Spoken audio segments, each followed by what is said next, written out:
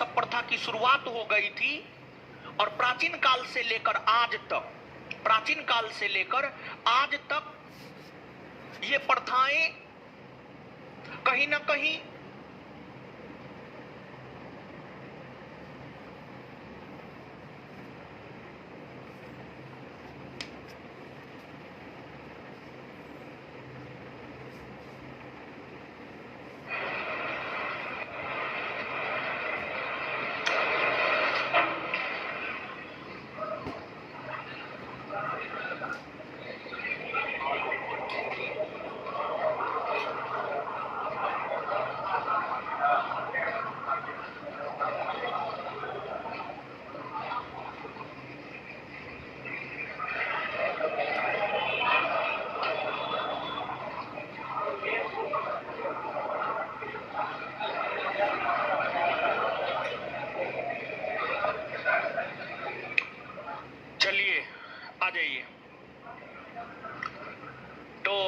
आज से जो है हम लोग एक नया चैप्टर पढ़ने जा रहे हैं और जो नया चैप्टर पढ़ने जा रहे हैं उस चैप्टर का नाम है ब्रिटिश भारत में सामाजिक धार्मिक सुधार आंदोलन।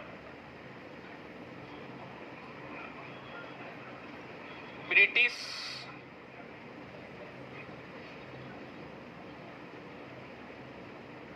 भारत में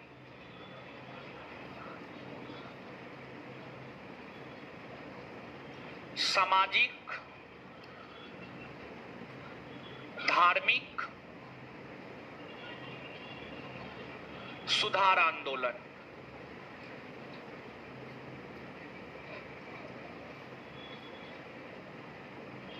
सुधार आंदोलन देखिए, जैसे आपको इंडियन ज्योग्राफी में एक चैप्टर है भारत की नदियां, इंडियन पॉलिटी में एक चैप्टर है मौलिक अधिकार, वैसे ही आधुनिक भारतीय इतिहास में एक चैप्टर है सामाजिक धार्मिक सुधार आंदोलन ब्रिटिश भारत में, या ब्रिटिश भारत में सामाजिक धार्मिक सुधार आंदोलन। हिस्ट्री के एक चैप्टर का नाम लिया है, पॉलिटी के एक चैप्टर का नाम लिया है, ज्योग्राफी के एक चैप्टर का नाम लिया है। ये तीनों ऐसे चैप्टर हैं जहां से प्रश्न फिक्स है, आएगा ही आएगा। तो जो ये चैप्टर है यहां से निश्चित तौर पर प्रश्न आने की पूरी संभावना है। एक से दो प्रश्न जो है यहां से आ सकता है, कम से कम एक प्रश्न तो निश्चित तौर पर आपको आता ही आता है। एक प्रश्न जो है कम से कम निश्चित तौर पर आपको आता है। अब इसको पढ़ना है और जहां तक इस चैप्टर के नोट का सवाल है तो नोट जो है रात में ही ऑनलाइन वालों के लिए एप्लीकेशन पर डाल दिए थे और ऑफलाइन वालों के लिए संस्थान के टेलीग्राम चैनल पर डाल दिए थे। पता नहीं आप लोग निकाल करके लेकर के आए हैं या नहीं आए। खैर आए हैं तब पर भी कोई बात नहीं है, नहीं आए तब पर भी कोई बात नहीं है। हम तो अपना काम कर दिए हैं। अब आप अपना काम करते हैं या नहीं करते हैं ये आपके ऊपर निर्भर करता है। ठीक है, तो चैप्टर की शुरुआत करते हैं। देखिए, ब्रिटिश भारत में कालिया कहाँ है जी? कालिया है जी? कालिया नहीं आया।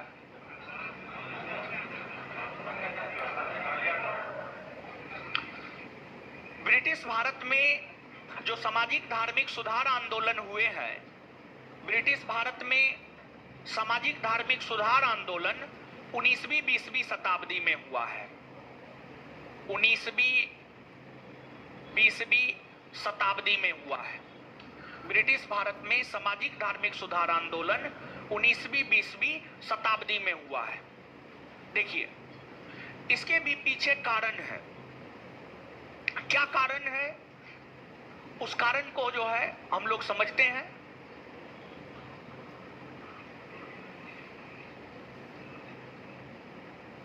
हटा दीजिए, यहां से कमेंट हटा दीजिए।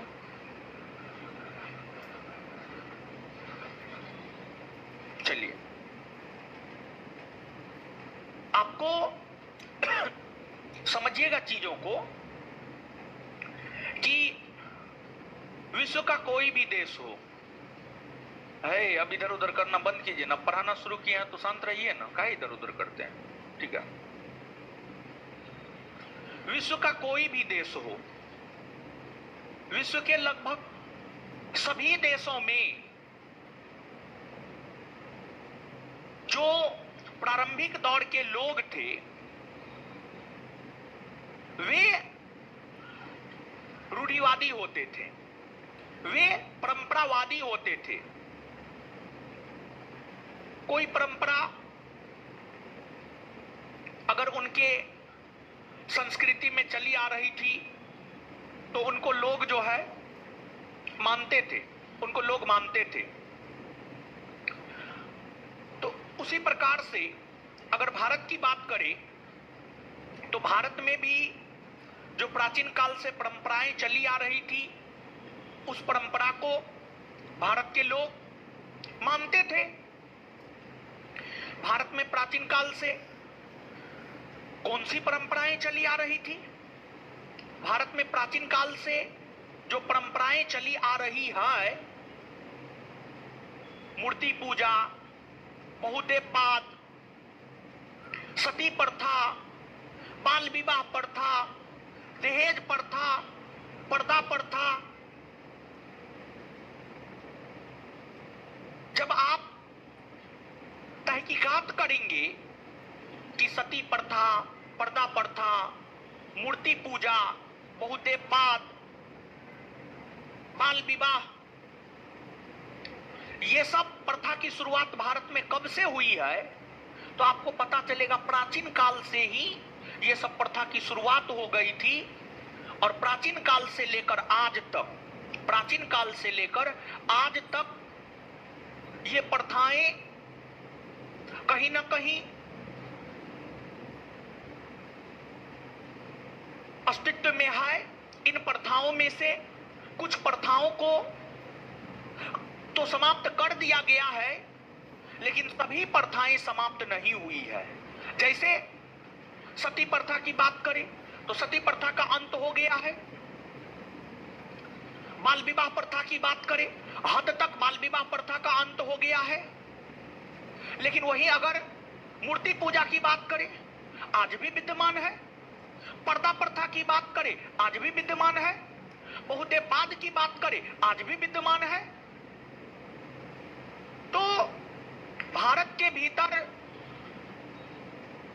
भारतीय संस्कृति के भीतर जो तमाम कुप्रथाएं थी, उन कुप्रथाओं को समाप्त करने को लेकर ही अंग्रेजी काल में या ब्रिटिश काल में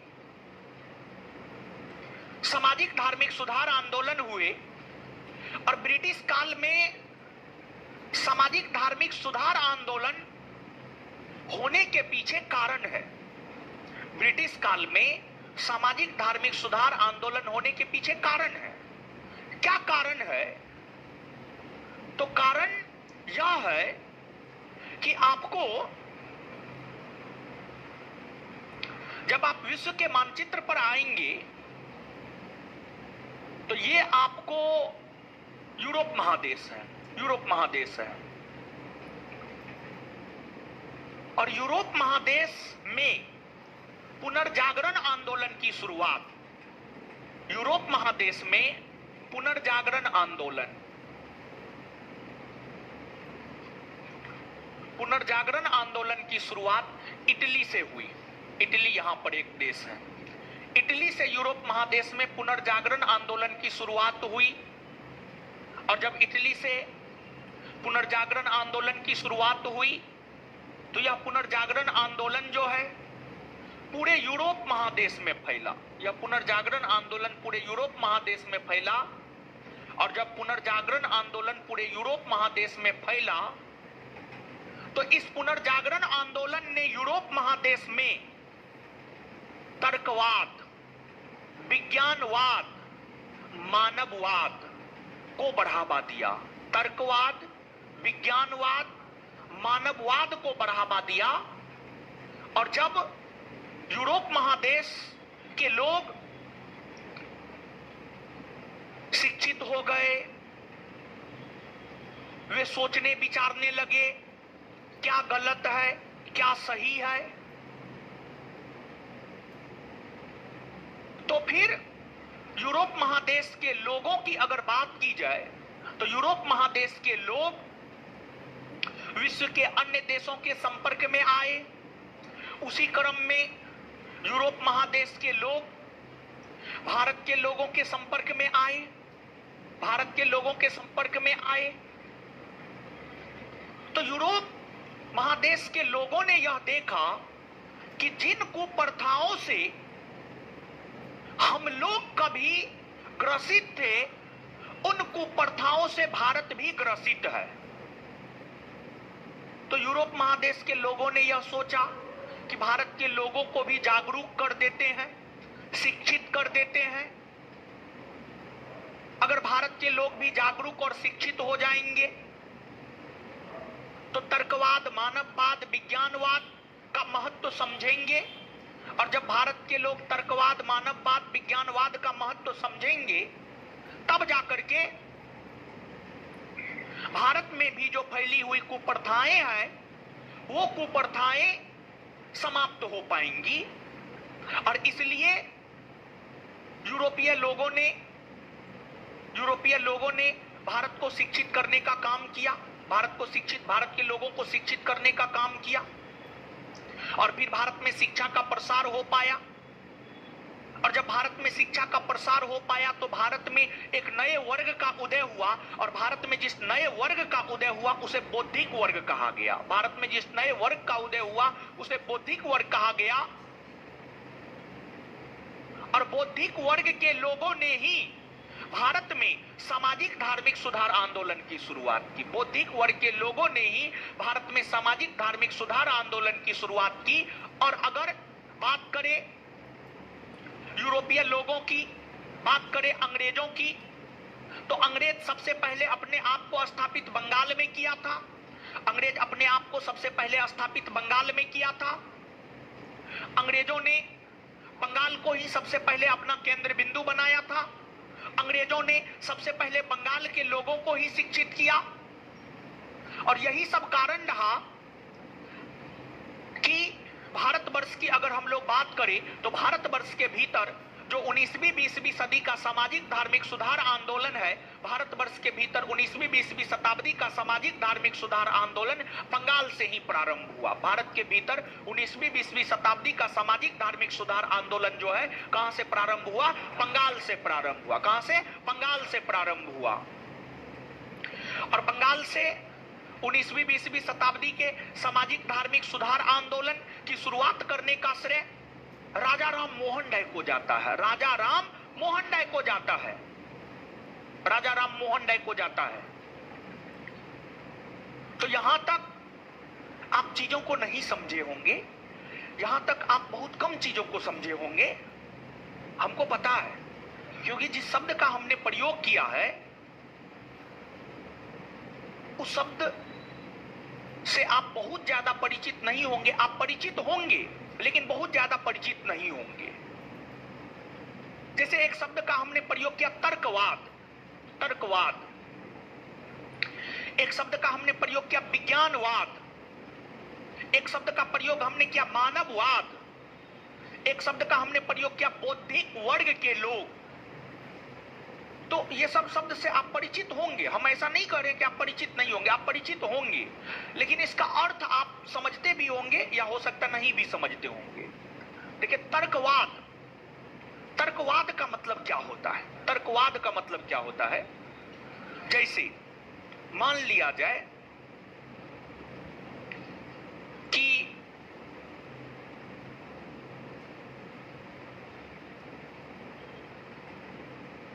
बिहार दरोगा का परीक्षा हुआ, बिहार दरोगा का परीक्षा हुआ, क्वेश्चन अटपटा पूछ दिया और कोई टीचर बोल दिया कि क्वेश्चन अटपटा है, क्वेश्चन होम साइंस से पूछ दिया है, क्वेश्चन सोशियोलॉजी से पूछ दिया है, साइकोलॉजी से पूछ दिया है। अगर कोई टीचर ये बात कह दिया तो विद्यार्थी क्या करता है? उस पर तर्क वितर्क नहीं करता है, उस पर कुछ भी सोचता समझता नहीं है कि जो टीचर कह रहा है कि सोशियोलॉजी, होम साइंस, साइकोलॉजी से पूछा है, उस पर थोड़ा विद्यार्थी को सोचना चाहिए कि क्या सच में सोशियोलॉजी से पूछा है, क्या सच में साइकोलॉजी से पूछा है, क्या सच में होम साइंस से पूछा है। तो विद्यार्थी के पास उतना फुर्सत ना है, विद्यार्थी को और भी काम है, मोबाइल चलाना है और भी बहुत सारा काम है। तो कोई टीचर कह दिया, अब टीचर कह दिया, हाँ टीचर है, टीचर कह रहा है तो सही है कह रहा होगा, जरूरी थोड़े है कि टीचर कह रहा है तो सही है कह रहा होगा। तो कुछ लोग उनकी बातों को हाथों हाथ लेकर फैला देते हैं कि सोशियोलॉजी, साइकोलॉजी, होम साइंस से क्वेश्चन पूछ दिया। वही कुछ लोग 100 गो में 10 को सोचेगा, क्वेश्चन लेगा, एनालिसिस करेगा और देखेगा कि क्या सच में ऐसा हुआ है, और उस आधार पर, वो तर्क के आधार पर बात करेगा। देखिए आज का जो लोग होता है, कोई कह दिया कौवा कान लेकर उड़ गया, तो सब वही कहेगा कौवा कान लेकर उड़ गया, कौवा कान लेकर उड़ न गया। वो ये नहीं देखेगा कि कान है कि ना है, कान को नहीं देखता है। देखिए कोई अगर कुछ कहता है ना, वहां पर आप थोड़ा सवाल कर दीजिए, क्यों, कैसे, कब, किस लिए, मुंह बंद हो जाएगा। समझिए, तुरंत मुंह बंद हो जाएगा। आप समझ रहे हैं इस बात को? तर्कवाद का मतलब होता है, तर्कवाद का मतलब होता है चीजों को सही से एनालिसिस करना, क्या सही है, क्या गलत है। अब सती प्रथा गलत है, गलत है, गलत है, लोग कहने लगा कि गलत है, गलत है। राजा राम मोहन राय कह रहे हैं गलत है इसलिए गलत है, राजा राम मोहन राय कह रहे हैं गलत है इसलिए गलत है। नहीं, ऐसा नहीं होना चाहिए मानव को। मानव बुद्धिजीवी प्राणी की श्रेणी में आता है, और मानव को सोचना चाहिए कि राजा राम मोहन राय कह रहे हैं सती प्रथा गलत है, तो क्यों गलत है, क्यों गलत है। रूढ़िवादी लोग सोचेंगे ना, हमारी संस्कृति में ये लंबे समय से चली आ रही है, तो हम इसको मानेंगे, हम इसको मानेंगे। लेकिन वही जिनमें बौद्धिक विकास हो गया है, वो यह सोचेंगे कि अब किसी का हस्बैंड मर गया है, तो जरूरी थोड़े है कि पत्नी को भी जो है जला दिया जाए। ये तो गलत है। हस्बैंड का अपना उम्र था, वो अपना कर्म किया, वो अपना मरा। वाइफ का अपना सब चीज है, वो अपना करेंगी। यही तो तर्कवाद है, मतलब सोचना, सोचना विचारना। ऐसा है तो क्यों है, किस लिए है, सोचना विचारना। ये नहीं कि है तो है। तो थोड़ा सा तर्कवाद का मतलब आप समझ पा रहे हैं? यानी किसी भी चीज को लेकर सोचना, एनालिसिस करना, किसी भी चीज को लेकर सोचना, एनालिसिस करना। दूसरा है विज्ञानवाद। हर चीज के पीछे कुछ ना कुछ साइंटिफिक रीजन निश्चित तौर पर होता है। जैसे कि गंगा नदी का जल गंदा नहीं होता है, इसको हिंदू धर्म के लोग अपनी धार्मिक चीजों से जोड़कर देखते हैं, लेकिन उसके पीछे साइंटिफिक रीजन है, साइंटिफिक रीजन है। फिर जो है विज्ञानवाद हो गया ये, और इसके बाद जो है मानववाद। देखिए पहले क्या होता था, मानव का बहुत ज्यादा महत्व नहीं होता था, लेकिन धीरे धीरे यह लगने लगा कि मानव बुद्धिजीवी है, मानव सोच सकता है, मानव सबसे बुद्धिमान प्राणी है। तो मानव का महत्व काफी ज्यादा बढ़ गया। तो मानव का महत्व जो काफी ज्यादा बढ़ गया है, मानव का महत्व दिया जाने लगा, इसी को मानववाद कहा गया। तो पूरे विश्व की अगर बात की जाए तो प्रारंभिक दौर में पूरा विश्व रूढ़िवादिता से घिरा पड़ा हुआ था, रूढ़िवादिता से घिरा पड़ा हुआ था। लेकिन जब लोगों में सोचने की शक्ति का विकास हुआ तो फिर जाकर मानववाद का महत्व बढ़ा, विज्ञानवाद का महत्व बढ़ा, तर्कवाद का महत्व बढ़ा,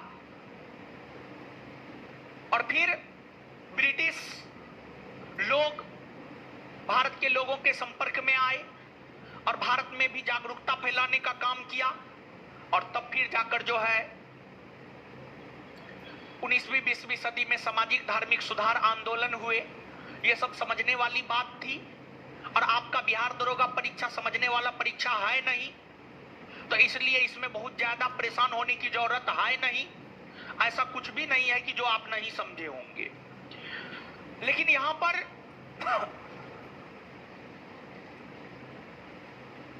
आपको यह बात याद रखना है कि 19वीं 20वीं सदी का जो ब्रिटिश भारत में सामाजिक धार्मिक सुधार आंदोलन है, यह सामाजिक धार्मिक सुधार आंदोलन प्रारंभ बंगाल प्रांत से हुआ है। कौन प्रांत से हुआ है? बंगाल प्रांत। बंगाल प्रांत से हुआ है, इस बात को याद रखिएगा। यह बात आपसे आपके परीक्षा में पूछा जा सकता है। और परीक्षा के लिहाज से जो दूसरी बात आपको अभी तक में याद रखनी है, वह यह याद रखनी है कि बंगाल प्रांत से सामाजिक धार्मिक सुधार आंदोलन की शुरुआत जिस व्यक्ति ने किया है उसका नाम है राजा राम मोहन राय। राजा राम मोहन राय नाम है, राजा राम मोहन राय नाम है। ये दो बात याद रखना है। और देखिए, भारत हमेशा से समन्वय संस्कृति वाला देश रहा है। भारत हमेशा से समन्वय संस्कृति वाला देश रहा है। इसका मतलब क्या है? तो इसका सीधा सा मतलब यह है कि भारत में प्राचीन काल से ही हर प्रकार की संस्कृति अस्तित्व में रही है। भारत में हिंदू संस्कृति के साथ साथ इस्लामी संस्कृति, सिख संस्कृति, बौद्ध संस्कृति, जैन संस्कृति, हर संस्कृति एक साथ सह अस्तित्व में रहा है। तो जो भारत में हर संस्कृति एक साथ सह अस्तित्व में रहा है, इसी को समन्वय संस्कृति कहा जाता है। यानी सभी का एक साथ अस्तित्व में होना, सभी संस्कृतियों का एक साथ अस्तित्व में होना ही समन्वय संस्कृति कहलाता है।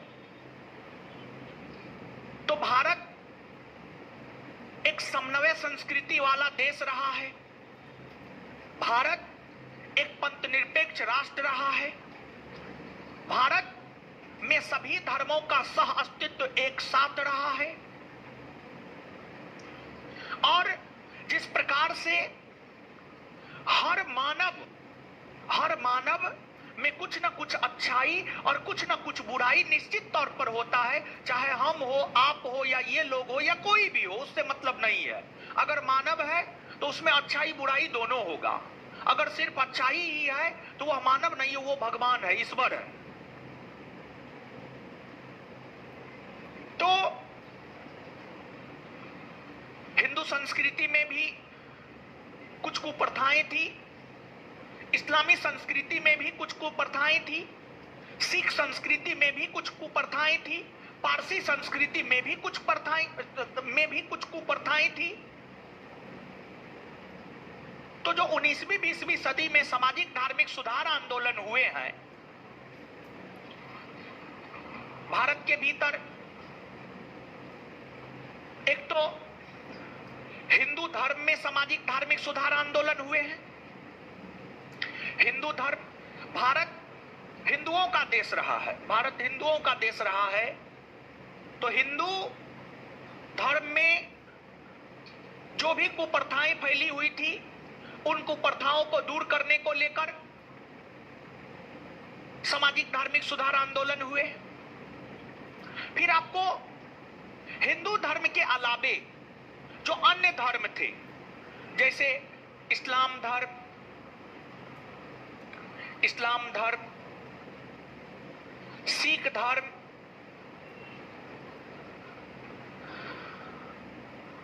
पारसी धर्म,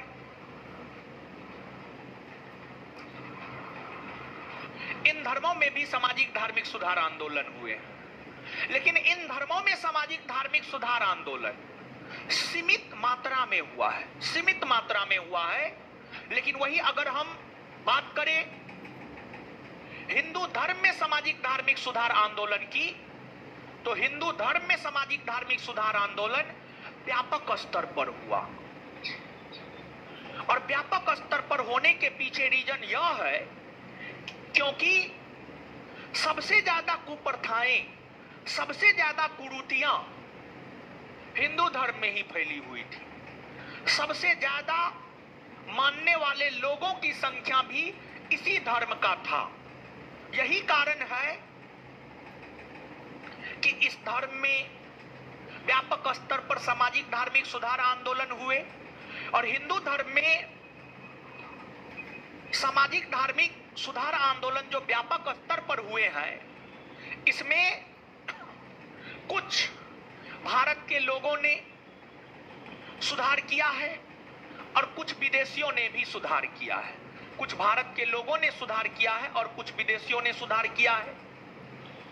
भारत के जिन लोगों ने हिंदू धर्म में फैली कुप्रथाओं के ऊपर प्रतिघात किया, उनमें प्रमुख नाम आता है राजा राम मोहन राय, स्वामी दयानंद सरस्वती, स्वामी विवेकानंद, ईश्वर चंद्र विद्यासागर, इन लोगों का नाम आता है। ये सभी भारतीय समाज सुधारक हुए। वहीं हिंदू धर्म और हिंदू संस्कृति में सुधार लाने का काम Annie Besant, madam Blavatsky, colonel Olcott, Henry Louis Vivian Derozio जैसे लोगों ने भी किया। ये सभी विदेशी हैं, ये सभी विदेशी हैं। इन लोगों ने भी हिंदू धर्म, हिंदू समाज और हिंदू संस्कृति में फैली कुरीतियां को दूर करने हेतु प्रयास किए और इन लोगों के प्रयास के बाद ही जाकर कई सारी कुप्रथाएं हिंदू धर्म से समाप्त हो पाया। कई सारी कुप्रथाएं जो है हिंदू धर्म से जाकर के समाप्त हो पाया। अब भारत के भीतर जितने भी समाज सुधारक हुए, उन समाज सुधारकों में सबसे अग्रिम पंक्ति में जिस व्यक्ति का नाम आता है वह है आपको राजा राम मोहन राय। राजा राम मोहन राय।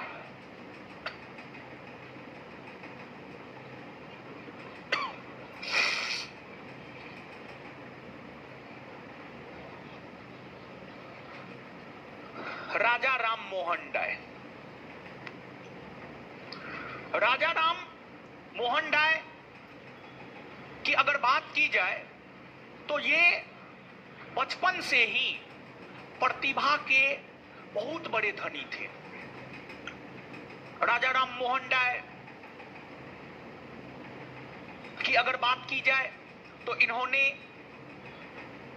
सिर्फ हिंदू धर्म और हिंदू समाज में ही सुधार लाने का काम नहीं किया, बल्कि इन्होंने भारत में शिक्षा का प्रसार किया। इन्होंने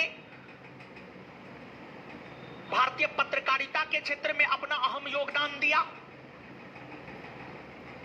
इन्होंने इतना ही नहीं बल्कि कई सारे क्षेत्रों में अपना योगदान दिया। और जो राजा राम मोहन राय है, राजा राम मोहन राय ने ही भारत में सामाजिक धार्मिक सुधार आंदोलन की शुरुआत की है। यही कारण है कि राजा राम मोहन राय को नव जागरण का अग्रदूत,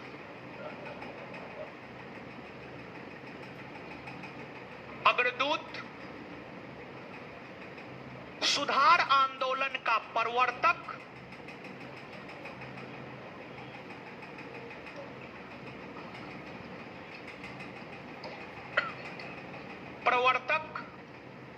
सुधार आंदोलन का प्रवर्तक, नव प्रभात का तारा नव प्रभात का तारा, आधुनिक भारत का पिता। आधुनिक भारत का पिता। इन सभी उपनामों से, इन सभी उपाधियों से राजा राम मोहन राय को याद किया जाता है। और जो राजा राम मोहन राय है, इनके जन्म की अगर बात की जाए तो इनके जन्म को लेकर विवाद है।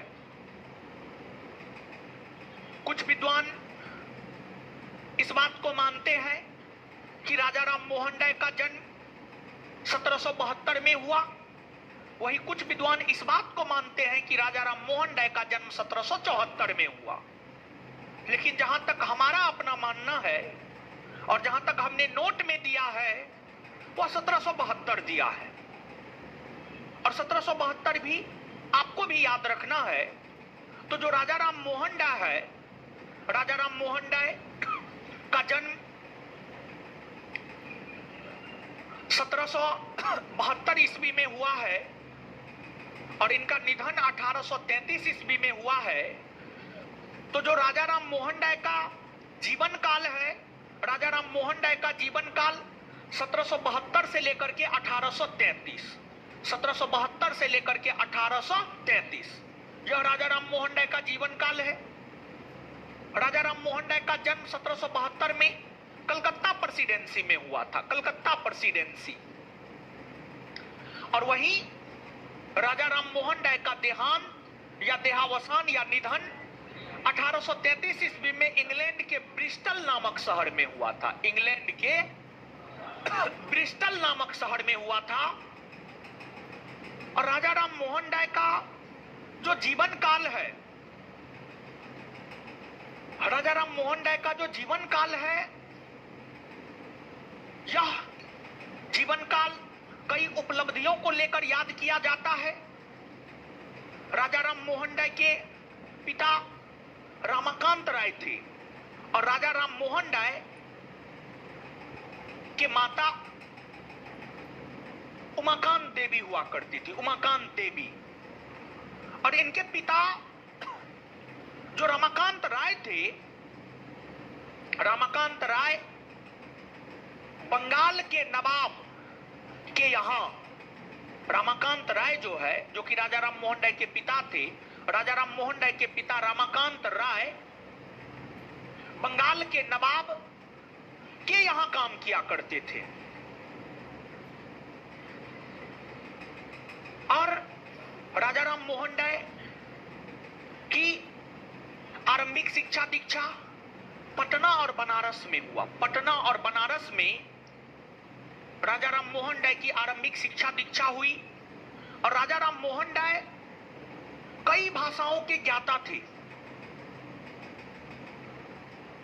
राजा राम मोहन राय अरबी जानते थे, फारसी जानते थे, हिब्रू जानते थे, लैटिन जानते थे।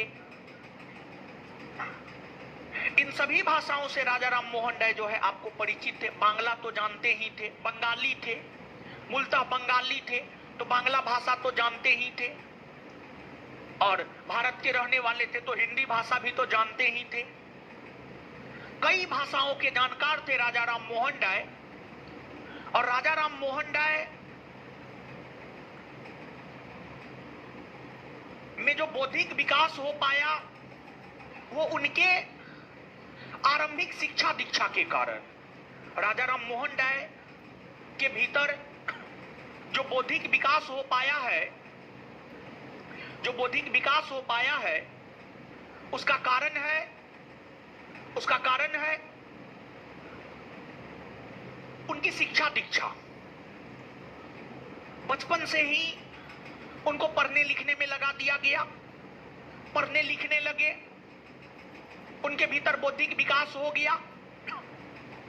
और जब उनके भीतर बौद्धिक विकास हो गया तो सच और गलत, सही और गलत में वो फर्क करने लगे कि क्या सही है और क्या गलत है।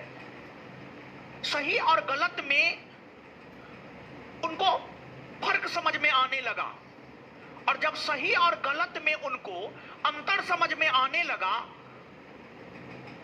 तो राजा राम मोहन राय मात्र 15-16 बरस के उम्र में एक आर्टिकल लिखा, और उस आर्टिकल के माध्यम से हिंदू धर्म में जो मूर्ति पूजा का प्रचलन हुआ करता था, उस मूर्ति पूजा का उन्होंने विरोध किया।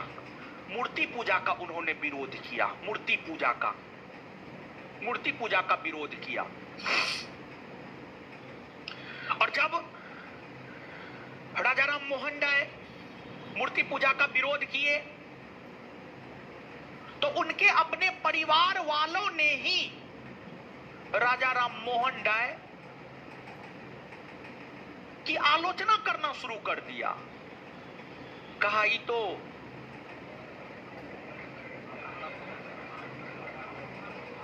देखिए, जब आप कोई भी क्रांतिकारी कदम उठाएंगे, तो लोग आपको पागल कहेगा। लोग क्या कहेगा? पागल। लेकिन वही क्रांतिकारी कदम अगर आपको ऊंचाई पर पहुंचा देगा, तो लोग उसी का तारीफ करते हुए नहीं थकेगा।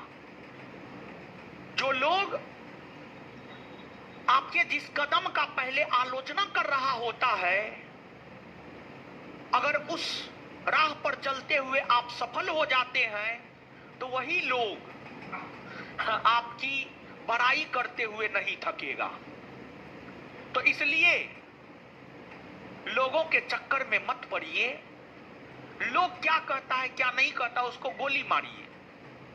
लोगों का काम कहना है और आपका काम करना है। जैसे राजा राम मोहन राय ने मात्र लगभग 16 वर्ष की अवस्था में मूर्ति पूजा का विरोध किया।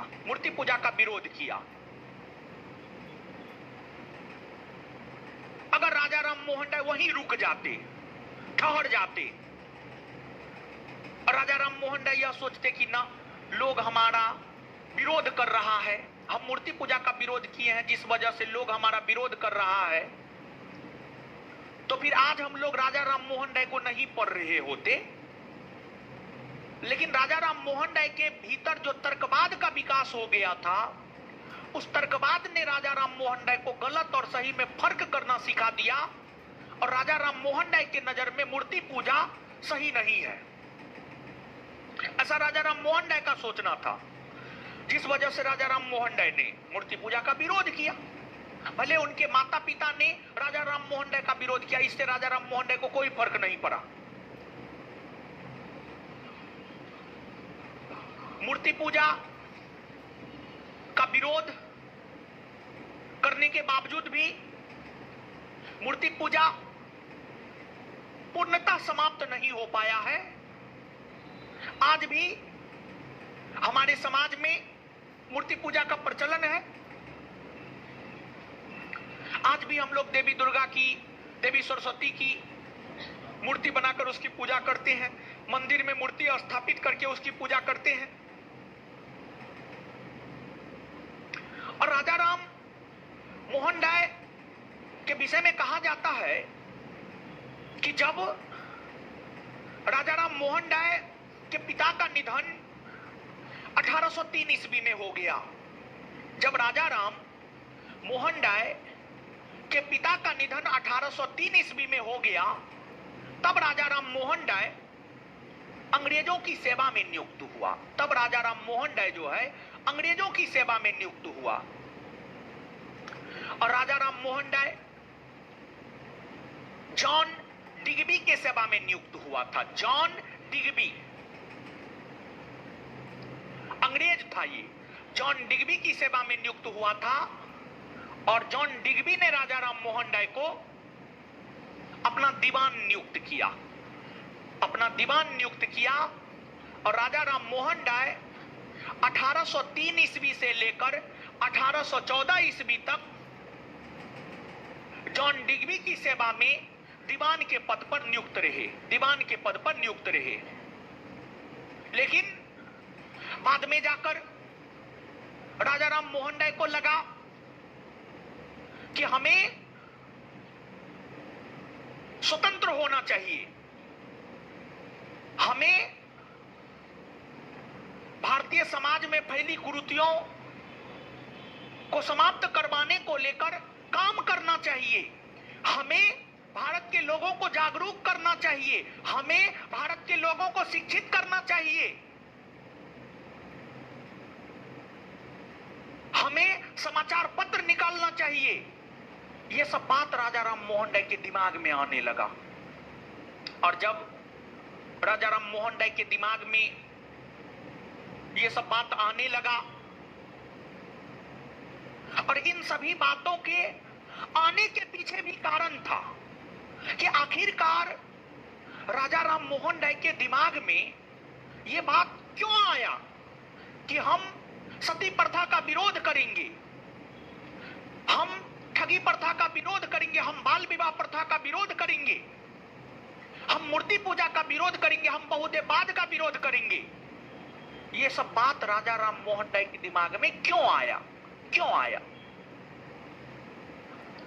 एक तो राजा राम मोहन राय का बड़ा भाई था, उसका नाम था जगमोहन। राजा राम मोहन राय का बड़ा भाई था, उसका नाम था जगमोहन, जगमोहन, जगमोहन।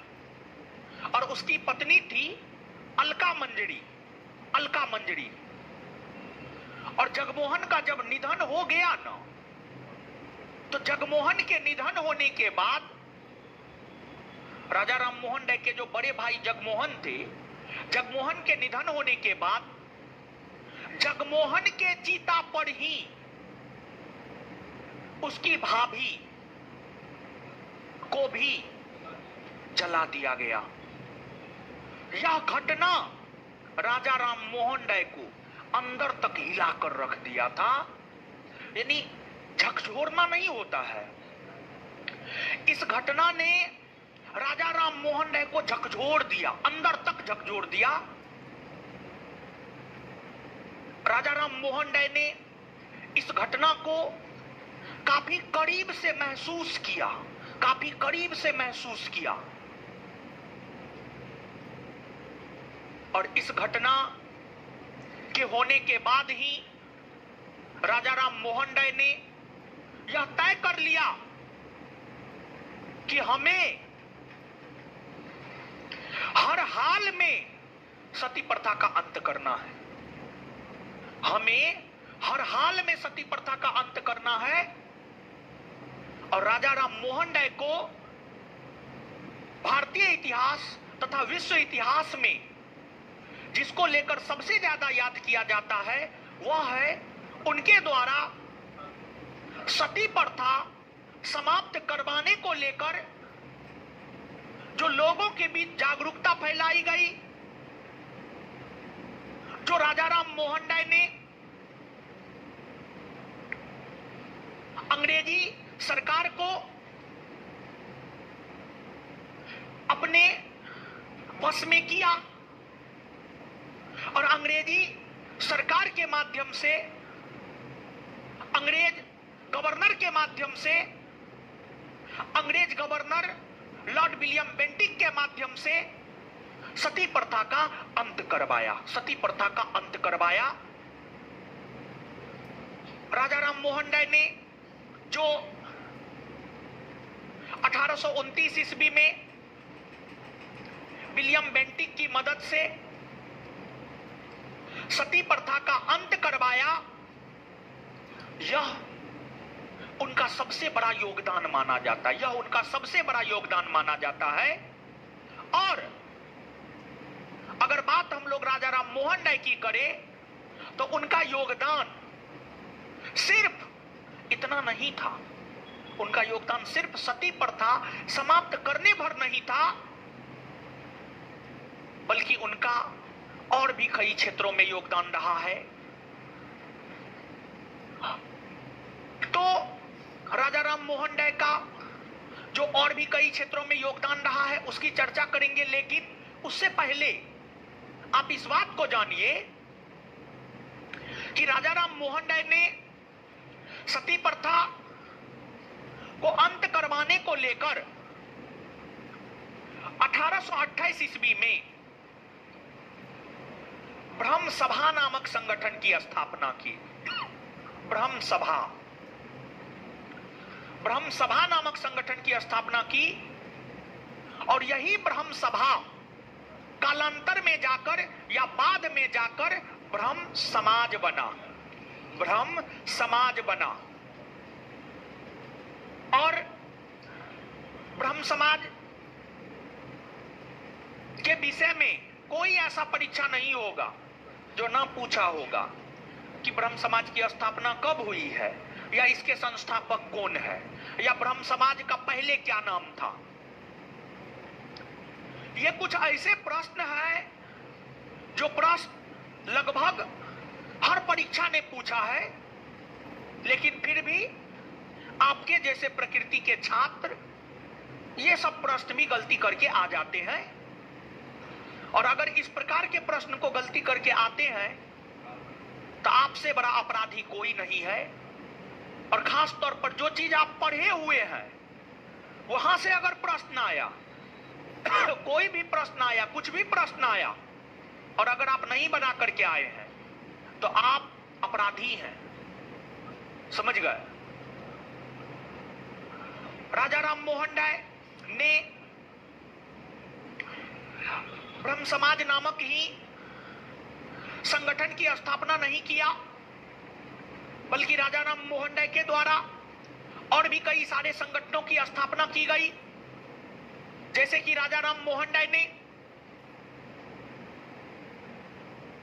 1814 ईस्वी में आत्मीय सभा नामक संगठन की स्थापना किया। अब आत्मीय सभा की स्थापना को लेकर विवाद है। 1814 की 1815, कुछ बुक 1814 लिखता है, कुछ बुक 1815 लिखता है। तो हमने 1814 लिखा है, 1814 ही आपको याद रखना है। 1814 में राजा राम मोहन राय ने आत्मीय सभा नामक संगठन की स्थापना की। अब राजा राम मोहन राय ने आत्मीय सभा की स्थापना क्यों की, तो हमने आपको बताया है कि राजा राम मोहन राय बहुदेववाद के विरोधी थे। बहुदेववाद के विरोधी थे। राजा राम मोहन राय बहुदेववाद के विरोधी थे। इसका क्या मतलब है? इसका मतलब आप समझते होंगे कि जो हिंदू धर्म है, जो हिंदू संस्कृति है, उसमें एक से अधिक ईश्वर की जो पूजा की जाती है उसी को बहुदेववाद कहा जाता है। और उसके विरोधी थे राजा राम मोहन राय। और राजा राम मोहन राय का मानना था कि ईश्वर एक है, हमें सिर्फ उसकी पूजा करनी है, ये नहीं कि हमें अलग अलग ईश्वर की पूजा करनी है। तो राजा राम मोहन राय बहुदेववाद का विरोध और एकेश्वरवाद का समर्थन, राजा राम मोहन राय बहुदेववाद का विरोध और एकेश्वरवाद का समर्थन करने को लेकर आत्मीय सभा की स्थापना किया। और इसके बाद एकेश्वरवाद के प्रति लोगों को जागरूक करने हेतु, एकेश्वरवाद के प्रति लोगों को जागरूक करने हेतु तुहफात उल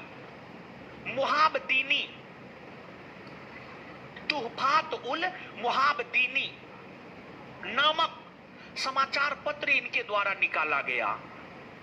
और तुहफात उल मुहाबदीनी नामक समाचार पत्र के माध्यम से राजा राम मोहन राय एकेश्वरवाद का प्रचार प्रसार कर रहे थे।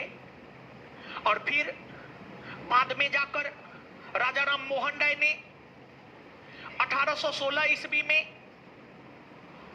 वेदांत सोसाइटी नामक संगठन की भी स्थापना किया। वेदांत सोसाइटी, वेदांत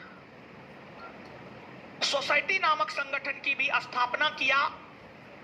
और फिर आगे चल करके राजा राम मोहन राय ने 1821 ईस्वी में कलकत्ता यूनिटेरियन कमिटी नामक संगठन की भी स्थापना किया। 1821 ईस्वी में राजा राम मोहन राय ने कलकत्ता यूनिटेरियन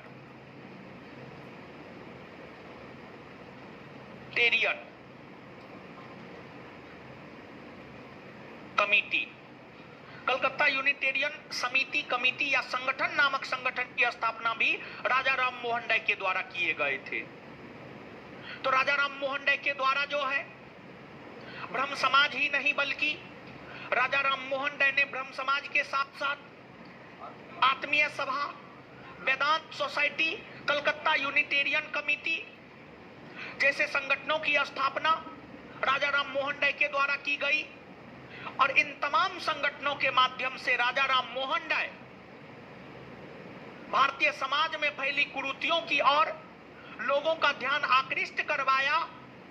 और लोगों का ध्यान आकृष्ट ही नहीं करवाया बल्कि राजा राम मोहन राय ने उन कुप्रथाओं को समाप्त करवाने का भी प्रयास किया और उन्होंने समाप्त करवाया भी।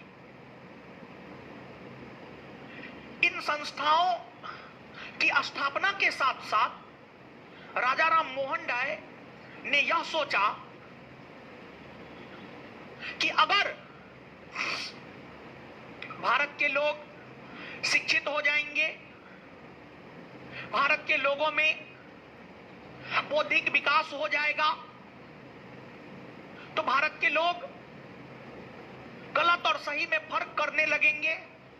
और जब भारत के लोग गलत और सही में फर्क करने लगेंगे तो फिर लोगों का ज्यादा से ज्यादा समर्थन हमें प्राप्त होगा। और जब तक लोगों का ज्यादा से ज्यादा समर्थन हमें प्राप्त नहीं होगा तब तक हम कुछ नहीं कर सकते हैं। और लोगों के समर्थन को प्राप्त करने को लेकर राजा राम मोहन राय ने लोगों को शिक्षित करने का प्लान तैयार किया। और फिर राजा राम मोहन राय ने कलकत्ता के भीतर शैक्षणिक संस्थानों की स्थापना की। राजा राम मोहन राय के द्वारा जो कलकत्ता के भीतर शैक्षणिक संस्थान स्थापित किए गए थे उसमें हिंदू कॉलेज का नाम आता है। हिंदू कॉलेज की स्थापना 1817 ईस्वी में राजा राम मोहन राय ने डेविड हेयर के सहयोग से किया था। डेविड हेयर के सहयोग से राजा राम मोहन राय ने 1817 ईस्वी में कलकत्ता में हिंदू कॉलेज की स्थापना किया था। और संभवतः यह प्रथम हिंदू कॉलेज है, संभवतः कलकत्ता में स्थापित यह प्रथम हिंदू कॉलेज है। और इसके बाद राजा राम मोहन राय ने वेदांत कॉलेज की स्थापना किया।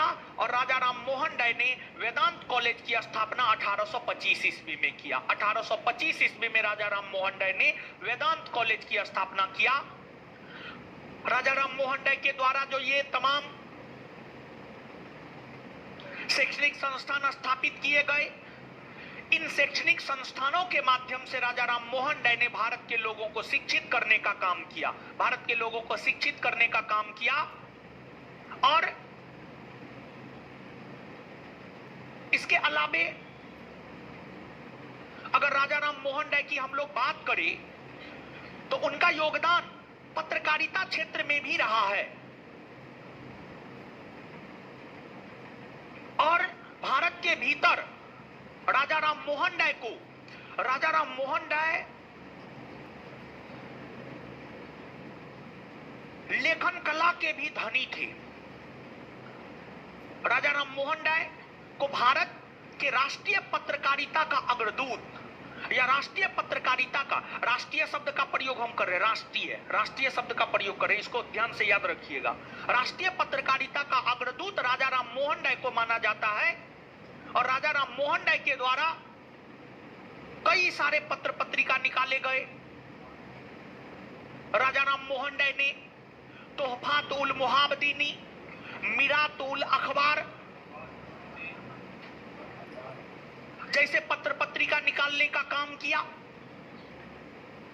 संवाद कौमुदी जैसे पत्र पत्रिका निकाला और जिस प्रकार से तोहफातुल मुहाबदीनी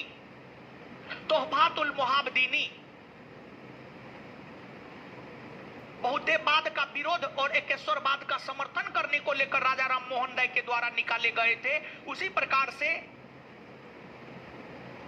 सती प्रथा का विरोध करने को लेकर राजा राम मोहन राय ने संवाद कौमुदी की रचना की। संवाद कौमुदी की रचना बांग्ला भाषा में की। संवाद कौमुदी की रचना बांग्ला भाषा में सती प्रथा का विरोध करने को लेकर राजा राम मोहन राय के द्वारा किए गए थे, राजा राम मोहन राय के द्वारा किए गए थे। और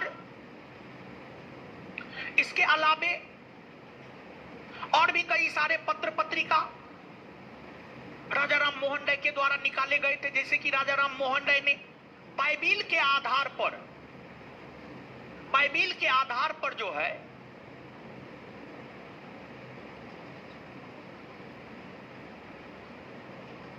प्रिसिस्ट ऑफ जीसस नामक ग्रंथ की रचना की थी। प्रिसिस्ट ऑफ जीसस नामक ग्रंथ की रचना जो है बाइबिल के आधार पर राजा राम मोहन राय के द्वारा किया गया था।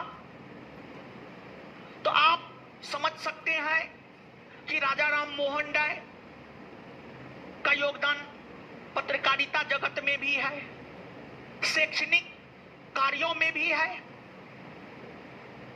सामाजिक सुधार में भी है।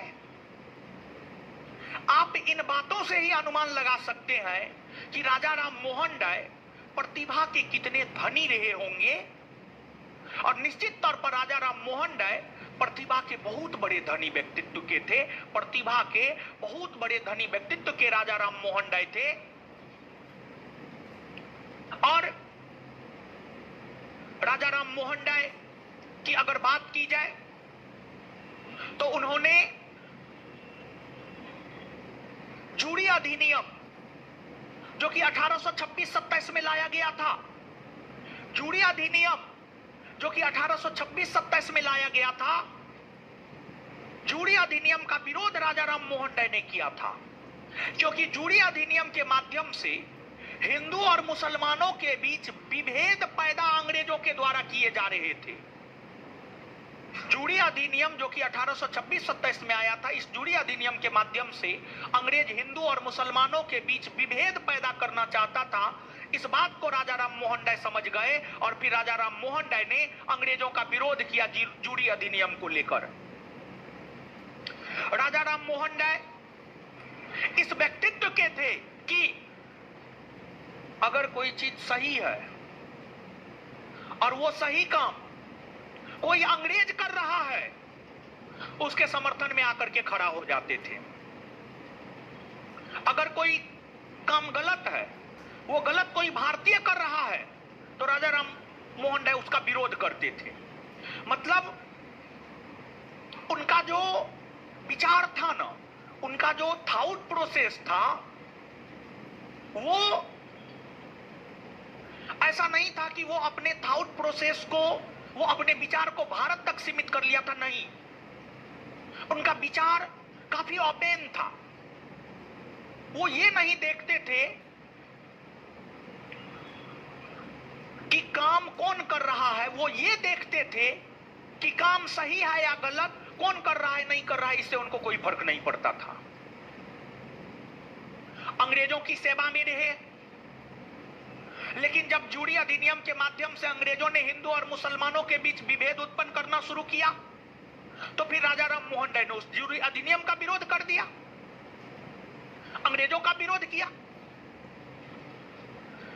भारतीय समाज में सती प्रथा विद्यमान था, भारतीय समाज की यह कुप्रथा थी, उन्होंने सती प्रथा का विरोध किया, यानी भारत की संस्कृति का विरोध किया एक प्रकार से कहिए तो।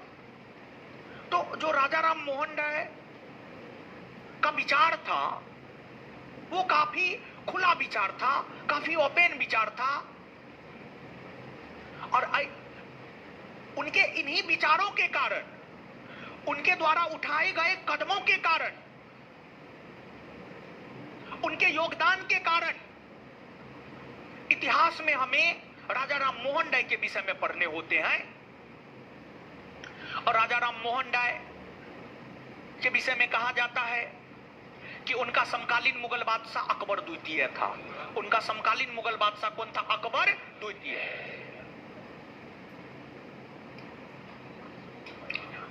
अकबर द्वितीय। अकबर द्वितीय का शासनकाल है 1806 से 1837।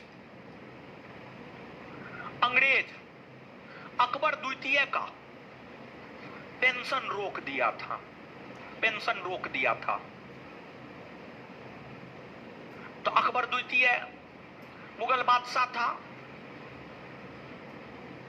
नाम मात्र का बादशाह था, इन बादशाहों का कोई महत्व है नहीं। इनके पेंशन की पैरवी करने को लेकर इन्होंने राजा राम मोहन राय को हायर किया। इनको लगा कि अगर हमारा कोई पेंशन बहाल करवा सकता है, राजा राम मोहन राय करवा सकता है। इन्होंने राजा राम मोहन राय से बात की, अपनी समस्या बताई। राजा राम मोहन राय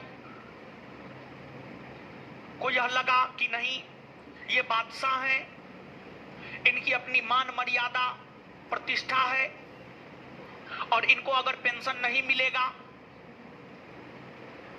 तो ये तो जाकर भीख नहीं मांग सकते हैं, ये तो जाकर काम भी कहीं नहीं कर सकते हैं, तो इनको पेंशन मिलना चाहिए। राजा राम मोहन राय इनके पेंशन को पुनर्बहाल करवाने के पक्षधर थे। तो अकबर द्वितीय को लगा कि ना, हमें एक सहयोगी मिल गया। और फिर अकबर द्वितीय का जब समर्थन राजा राम मोहन राय ने किया तो उसी से खुश होकर अकबर द्वितीय ने राम मोहन राय को राजा की उपाधि दी। पहले राजा राम मोहन राय कहलाता था। राजा राम मोहन राय पहले राम मोहन राय कहलाता था, लेकिन अकबर द्वितीय ने इन्हें राजा की उपाधि प्रदान की, राजा की उपाधि प्रदान की। और अकबर द्वितीय की पैरवी को लेकर ही राजा राम मोहन राय इंग्लैंड गए। और राजा राम मोहन राय ने इंग्लैंड जाकर उनके पेंशन की पैरवी की। और इंग्लैंड में ही 1833 ईस्वी में ब्रिस्टल नामक शहर में राजा राम मोहन राय का निधन हो गया। राजा राम मोहन राय का निधन हो गया। और राजा राम मोहन राय के निधन होने के बाद ब्रह्म समाज का नेतृत्व जिस व्यक्ति ने संभाला था उसका नाम था रामचंद्र विद्या बागीस।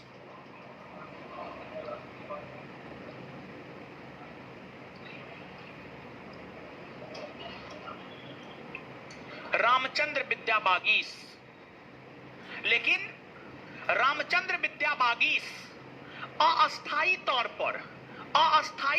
पर ब्रह्म समाज के नेतृत्व को संभाला था। अस्थायी तौर पर, जैसे कि आप देखते होंगे, आप सुनते होंगे, आप जानते होंगे कि अगर सुप्रीम कोर्ट के मुख्य न्यायाधीश का पद अचानक खाली हो जाता है तो तुरंत कार्यकारी मुख्य न्यायाधीश की नियुक्ति की जाती है। अगर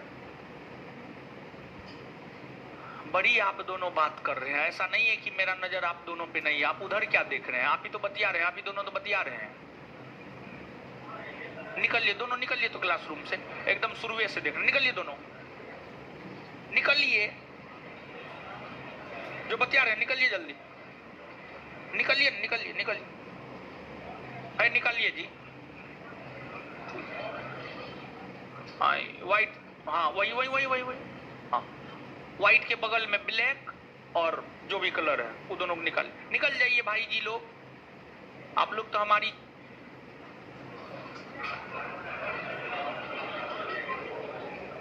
यानी शुरुए से हंस रहा है, बात कर रहा है, दोनों मुंह ऐसे ऐसे करके।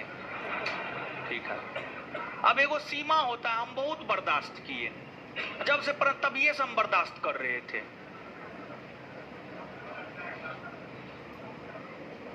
समझे?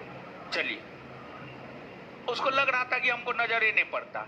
अरे आंख थोड़े खराब हो गया है जी, आंख खराब होता तो चश्मा लगाते ना बिट्टू जाके तरह हम भी।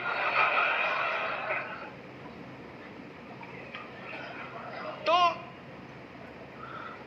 राजा राम मोहन राय के निधन होने के बाद ब्रह्म समाज का नेतृत्व अस्थायी तौर पर रामचंद्र विद्या बागीश ने संभाला, लेकिन ब्रह्म समाज का नेतृत्व अस्थायी तौर पर जिस व्यक्ति ने संभाला था उसका नाम था देवेंद्रनाथ टैगोर। देवेंद्रनाथ टैगोर।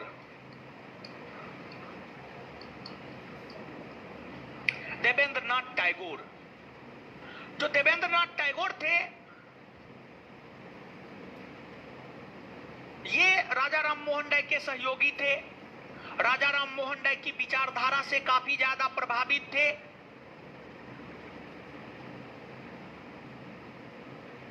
ब्रह्म समाज से काफी ज्यादा प्रभावित थे। अस्थायी तौर पर देवेंद्रनाथ टैगोर ने ब्रह्म समाज के नेतृत्व को संभालकर ब्रह्म समाज की विचारधारा को आगे बढ़ाने का काम किया और इतना ही नहीं बल्कि इन्होंने ब्रह्म समाज के विचारधारा को अपने स्तर पर प्रसारित करने के लिए एक संगठन की स्थापना की, तत्व रंजनी संगठन, तत्व रजनी सभा की स्थापना की और यही तत्व रंजनी सभा कालांतर में जाकर तत्व बोधनी सभा कहलाया। यही तत्व रंजनी सभा बाद में जाकर क्या कहलाया? तत्व बोधनी सभा। तत्व बोधनी सभा। और जो तत्व बोधनी सभा है, तत्व बोधनी सभा की स्थापना 1839 ईस्वी में हुई और तत्व बोधनी सभा को लोकप्रिय बनाने को लेकर, तत्व बोधनी सभा को लोकप्रिय बनाने को लेकर देवेंद्रनाथ टैगोर ने एक पत्रिका भी निकाला था और देवेंद्रनाथ टैगोर ने जो पत्रिका निकाला था उस पत्रिका का नाम था तत्व बोधनी। तत्व बोधनी। इस संगठन को लोकप्रिय बनाने को लेकर ही उन्होंने तत्व बोधनी सभा की स्थापना की, तत्व बोधनी पत्रिका निकाला। बाद में जाकर देवेंद्रनाथ टैगोर ने आचार्य केशव चंद्र सेन को, बाद में जाकर देवेंद्रनाथ टैगोर ने आचार्य केशव चंद्र सेन को, आचार्य केशव चंद्र सेन को, केशव चंद्र सेन को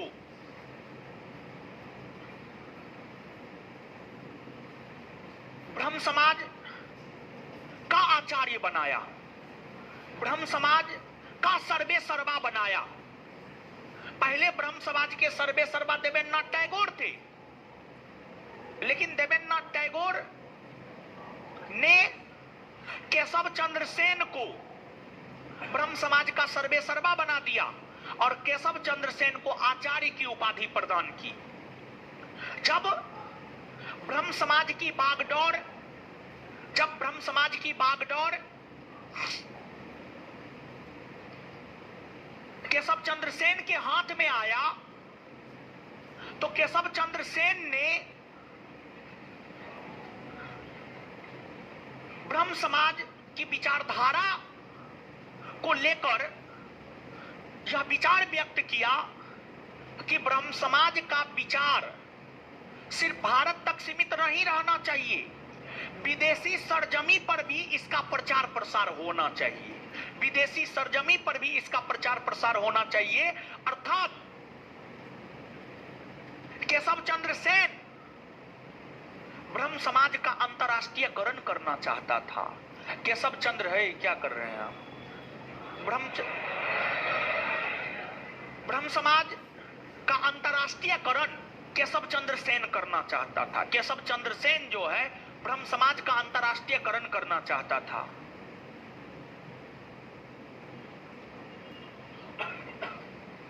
लेकिन वही देवेंद्रनाथ ठाकुर या देवेंद्रनाथ टैगोर की हम बात करें तो ये नहीं चाहते थे कि ब्रह्म समाज का अंतरराष्ट्रीयकरण हो।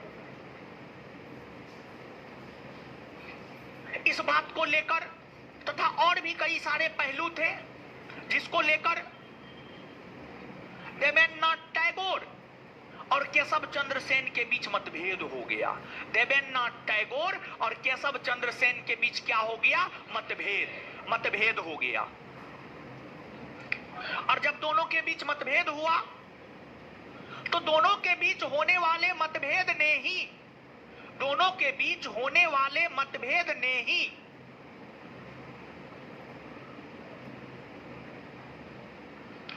ब्रह्म समाज में फूट डाल दी और फिर ब्रह्म समाज में विभाजन हुआ। ब्रह्म समाज की हम बात करें तो ब्रह्म समाज में 2 बार विभाजन हुआ। कुछ बुक के अनुसार ब्रह्म समाज में पहली बार विभाजन 1865 में और कुछ बुक के अनुसार ब्रह्म समाज में पहली बार विभाजन 1866 में। जहां तक नोट का सवाल है, नोट में हम 1865 दिए हुए हैं, लेकिन उसको सही करना है, 1866 करना है। हम करवा देंगे, आप लोग चिंता मत कीजिए, हम करवा देंगे। ब्रह्म समाज में पहली बार विभाजन 1866 में हुआ, 1866 में हुआ। कुछ बुक में 1865 भी मिल जाएगा आपको। तो 1866 में जब ब्रह्म समाज में पहली बार विभाजन हुआ तो 2 ब्रह्म समाज बना। और जो 2 ब्रह्म समाज बना, एक भारतीय ब्रह्म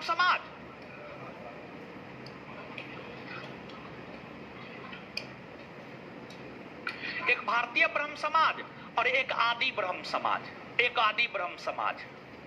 भारतीय ब्रह्म समाज के नेतृत्वकर्ता केशव चंद्र सेन हुए और आदि ब्रह्म समाज के नेतृत्वकर्ता जो है आपको देवेंद्रनाथ टैगोर हुए। फिर बाद में जाकर भारतीय ब्रह्म समाज में विभाजन हुआ और बाद में जाकर भारतीय ब्रह्म समाज में विभाजन 1878 में हुआ। 1878 में भारतीय ब्रह्म समाज में विभाजन हुआ और 1878 में भारतीय ब्रह्म समाज से अलग होकर एक नया ब्रह्म समाज बना जिसे साधारण ब्रह्म समाज कहा गया। और अगर बात हम लोग साधारण ब्रह्म समाज की बात करें तो इसके नेतृत्वकर्ता जो है आनंद मोहन बोस। इसका नेतृत्वकर्ता आनंद मोहन बोस को माना जाता है। अब ब्रह्म समाज में पहली बार विभाजन देवेंद्रनाथ टैगोर और केशव चंद्र सेन के बीच जो मतभेद हो गया था उसको लेकर ब्रह्म समाज में पहली बार विभाजन 1866 में हुआ। वही ब्रह्म समाज जो 2 भागों में बटा, भारतीय ब्रह्म समाज और आदि ब्रह्म समाज। भारतीय ब्रह्म समाज में विभाजन 1878 में हुआ और साधारण ब्रह्म समाज बना। आनंद मोहन बोस ने उसकी स्थापना की। अब प्रश्न ये उठता है कि भारतीय ब्रह्म समाज में विभाजन क्यों हुआ? देखिए, भारतीय ब्रह्म समाज के जो नेतृत्वकर्ता थे, भारतीय ब्रह्म समाज के नेतृत्वकर्ता केशव चंद्र सेन थे। केशव चंद्र सेन बाल विवाह प्रथा के धूर विरोधी थे। केशव चंद्र सेन।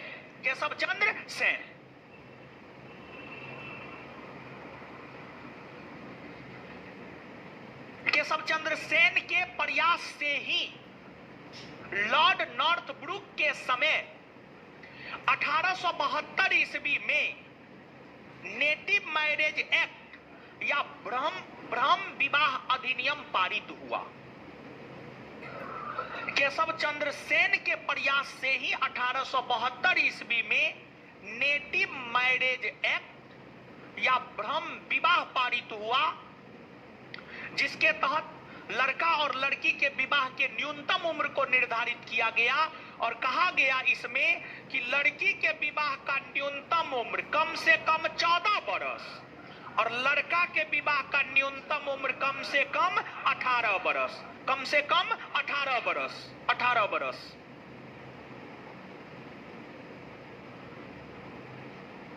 केशव चंद्र सेन ये एक्ट पारित करवाया, लेकिन एक्ट के पारित होने के कुछ वर्षों बाद केशव चंद्र सेन ने अपनी पुत्री का विवाह मात्र 13 बरस, कुछ बुक 12 बरस लिखता है, कुछ 13 बरस लिखता है, समझ गए।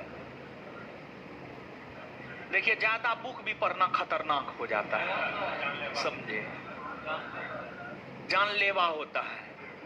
तो 13 बरस मान करके चलिए। अब 13 बरस के उम्र में जब केशव चंद्र सेन की बेटी का उम्र मात्र 13 बरस था, उस 13 वर्ष के उम्र में केशव चंद्र सेन ने अपनी पुत्री का विवाह कूच बिहार के राजकुमार से करवाया। कूच बिहार बंगाल में पड़ता है, कूच बिहार के राजकुमार से करवाया।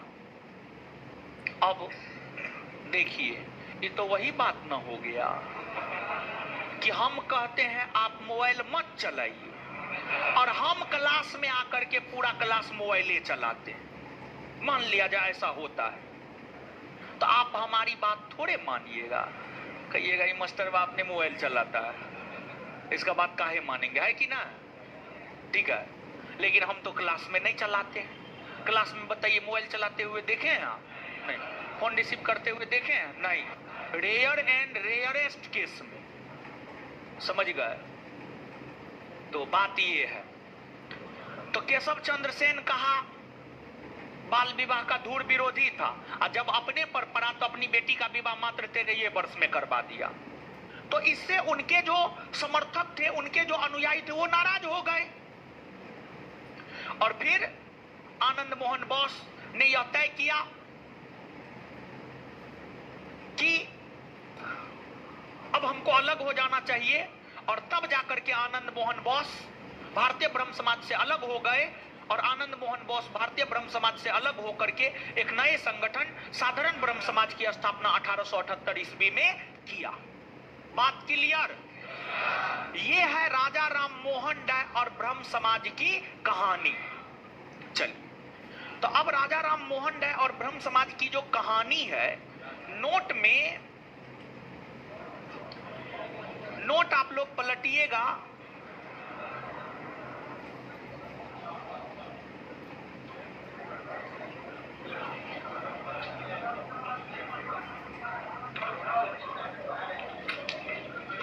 नोट आप लोग पलटिएगा, थोड़ा सा पलटे।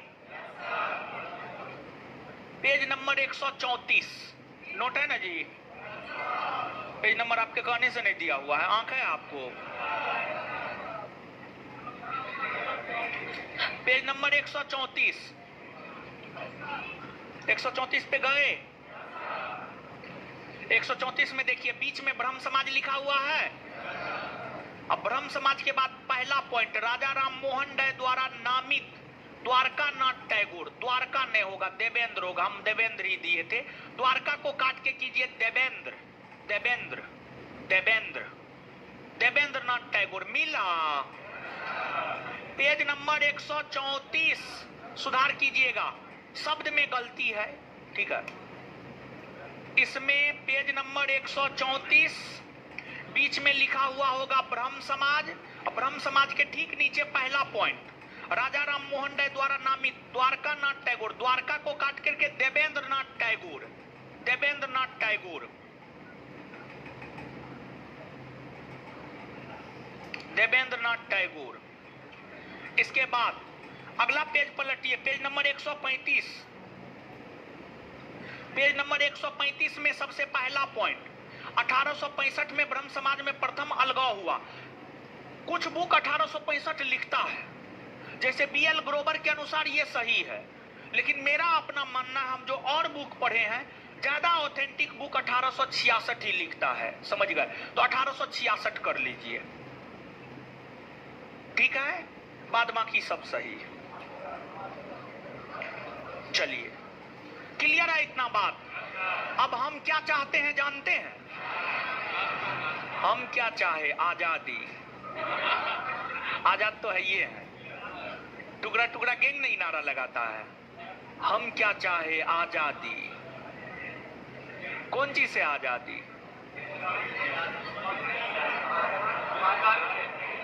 चलिए, अब आपको क्या करना है पता है? याद करना है। आइए बोर्ड पे याद करते हैं। और हाँ, 1 मिनट थोड़ा और दीजिए, तो 1 मिनट दीजिए।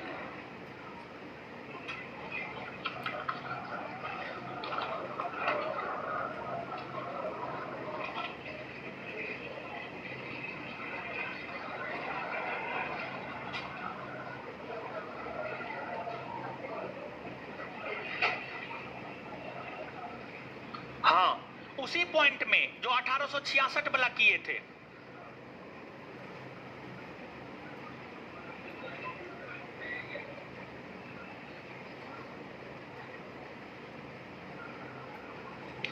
केशव चंद्र सेन ने अपनी नई संस्था आदि ब्रह्म समाज का स्थापना किया। इसको काटिए, कहां से? केशव चंद्र सेन, ठीक है, वहां तक ठीक है। अपनी नई संस्था की स्थापना, अपनी नई संस्था आदि ब्रह्म समाज की स्थापना किया। इसको काटिए, अपनी से लेकर था तक, अपनी से लेकर था तक, अपनी से लेकर था तक, काट दिए। अपनी से लेकर था तक काट दिए। केशव चंद्र सेन की संस्था, ने के जगह की कीजिए। केशव चंद्र सेन की संस्था, केशव चंद्र सेन की संस्था, जो को काट दीजिए। कालांतर में भारतीय ब्रह्म समाज के नाम से प्रसिद्ध हुआ। केशव चंद्र सेन की संस्था कालांतर में भारतीय ब्रह्म समाज के नाम से प्रसिद्ध हुआ। केशव चंद्र सेन की संस्था कालांतर में भारतीय ब्रह्म समाज के नाम से प्रसिद्ध हुआ। सही किए?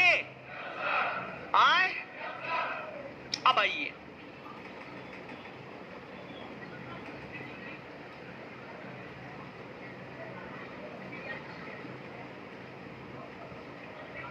चलिए आइए। ब्रिटिश काल में सामाजिक धार्मिक सुधार आंदोलन कहां से, कौन प्रांत से शुरू? कौन प्रांत से? ब्रिटिश काल में सामाजिक धार्मिक सुधार आंदोलन की शुरुआत कौन प्रांत से हुई? कौन प्रांत से हुई है? अच्छा, किसने किया है शुरू? किसने किया है? राजा राम मोहन राय का जन्म कब हुआ? मृत्यु कब हुआ? जन्म कहां हुआ? मृत्यु कहां हुआ? नव जागरण का अग्रदूत, सुधार आंदोलन का प्रवर्तक, नव प्रभात का तारा, आधुनिक भारत का पिता, आए राजा राम मोहन राय के पिता रामाकांत, रामाकांत राय, राजा राम मोहन राय के पिता, राजा राम मोहन राय के पिता माता उमाकांत देवी, माता और राजा राम मोहन राय अंग्रेजों की सेवा में नियुक्त हुए थे, हाँ या ना? कौन अंग्रेज की सेवा? जॉन। कौन अंग्रेज की सेवा में? जॉन डिग्बी का दीवान न बना था जी, जॉन डिग्बी का दीवान न बना था। क्लियर है?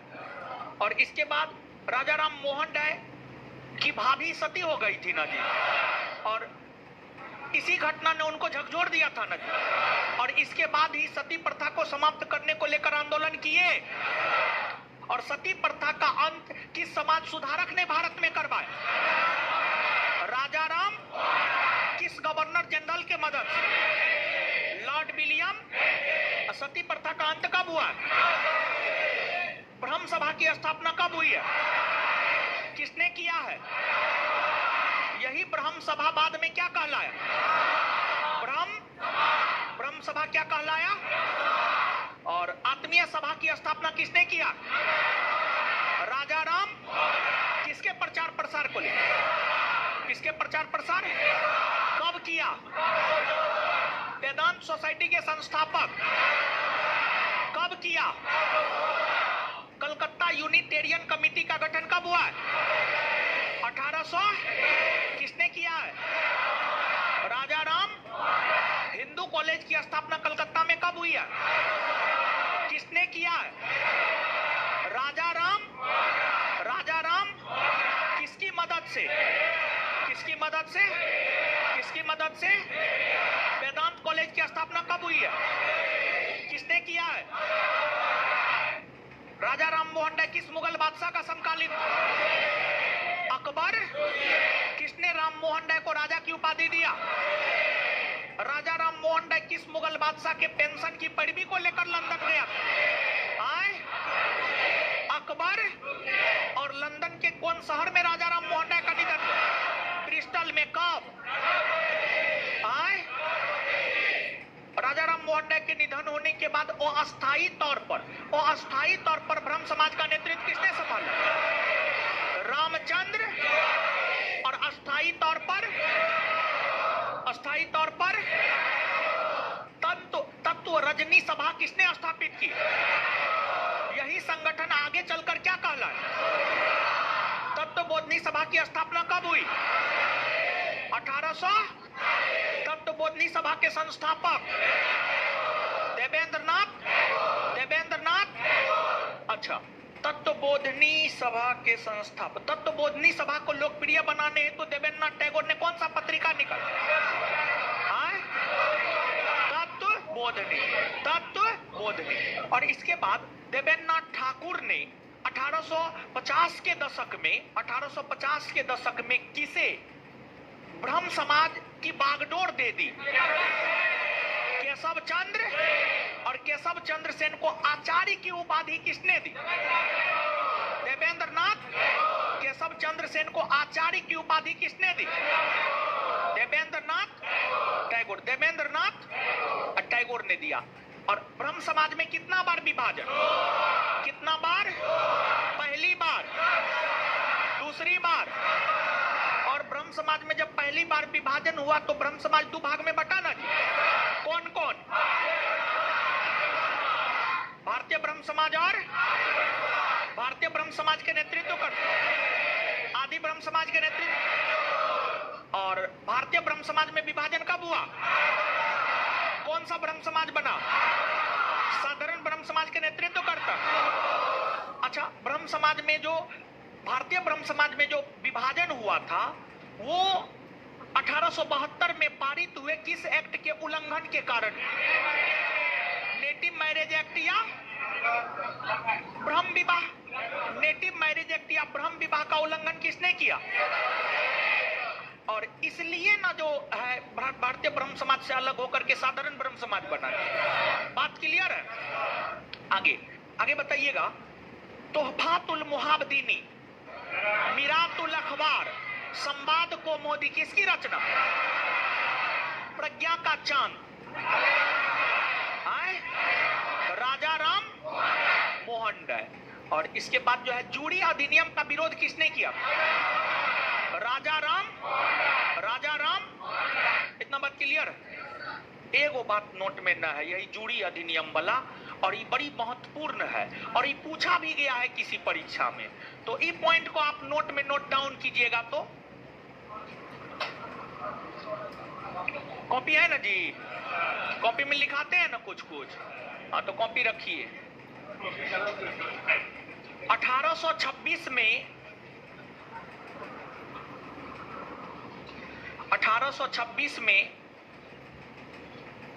1826 में पारित हुए जूड़ी अधिनियम 1826 में पारित हुए जूड़ी अधिनियम 1826 में पारित हुए जूड़ी अधिनियम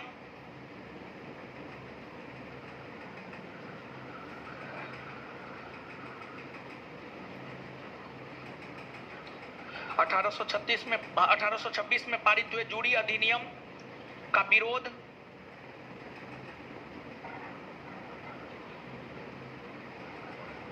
राजा राम मोहन राय ने किया।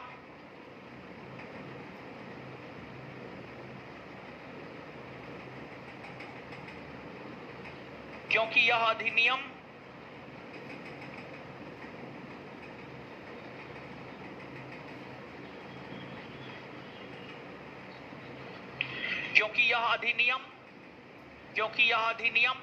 हिंदू और मुसलमानों के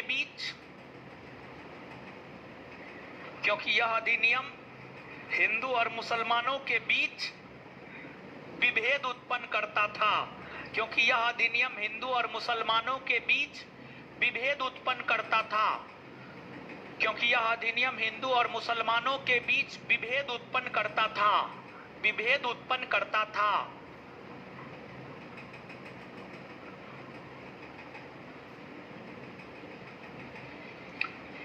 चलिए, हो गया। आज की सभा यही समाप्त होती है। बैठे रहिए, अभी छुट्टी नहीं दी है। अब सुनिए, कुछ बात समझाते हैं। देखिए, अभी दिल्ली के भीतर जंतर मंतर में भारतीय महिला पहलवान और पुरुष पहलवानों का धरना चल रहा है। धरना किस बात को लेकर चल रहा है? तो महिला पहलवानों का यह आरोप है कि भारतीय कुश्ती संघ, जिनके नेतृत्व में चलता था ब्रिजभूषण सिंह, उन्होंने महिला पहलवानों का यौन शोषण किया। बहुत गंभीर आरोप है। और एक नाबालिग महिला पहलवान भी है जिसने यह आरोप लगाई है।